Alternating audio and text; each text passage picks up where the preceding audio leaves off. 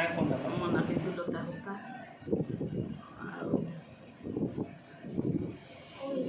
न्याय सरपंच हो बहुत खुशी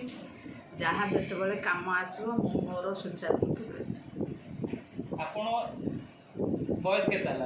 62 वर्ष आपण कहीं राजनीति पे इच्छा ना मु सामान्य टिके कथारे कहले वार्ड मेंबर हुआ बोली हाँ बात दे आसिली पर मुहूर्त शुणला बेलू विश्वास भी करि पारुनी मु वार्ड मेंबर हेछि बोली। अच्छा आपण वार्ड प्रति आपण कोन कर्तव्य रहू करिया पे जहाँ जिते काम आसो सार देवे काम जो सब गोटे